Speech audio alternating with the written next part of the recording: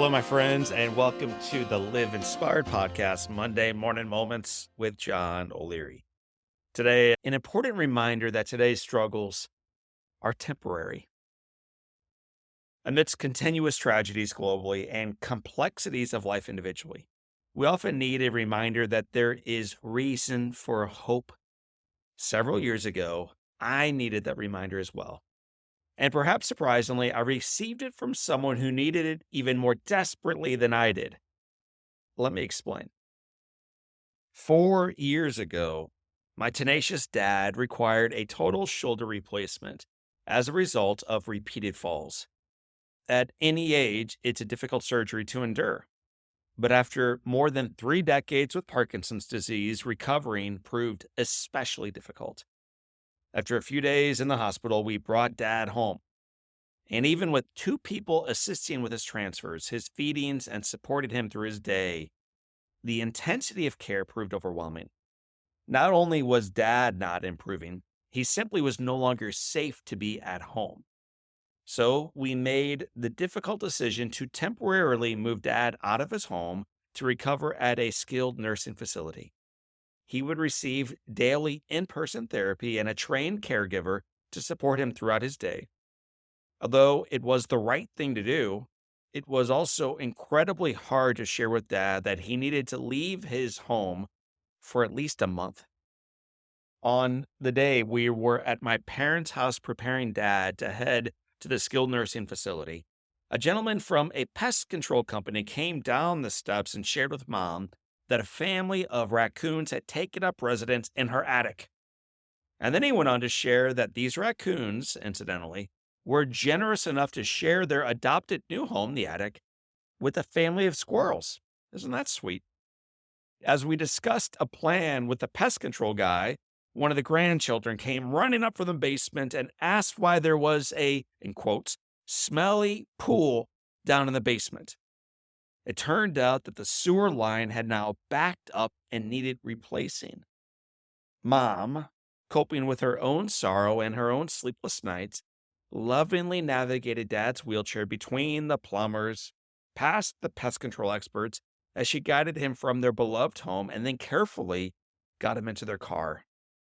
Following behind her car as she pulled away from their home, I noticed Mom's license plates.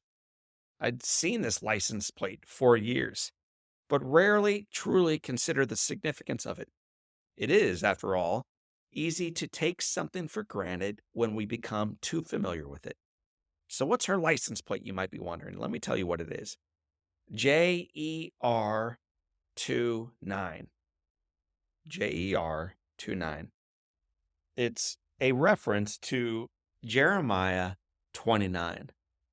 And from Jeremiah 29, Mom's favorite verses are 11 through 13, and they sound like this. For I know the plans I have for you, declares the Lord. Plans to prosper you and not to harm you. Plans to give you hope and a future. Then you will call on me and come and pray to me, and I will listen to you. You will seek me and find me when you seek me with all your heart. Well, my friends, through more than 7 decades of living with life's complexities, Mom has held fast to that promise. Through more than 5 decades of marriage, she has believed in it. Through childhood tragedies, house fires, yes, you heard that right, house fires, we've had 2 of them, financial struggles, we've had many of them, debilitating disease impacting her husband, and personal struggles that she never complains about. My mom remains comforted by that promise. Mom knows her Bible well enough to realize this verse is not suggesting life is easy for those who are faithful, not even close. That her faith does not protect her from suffering, not even close.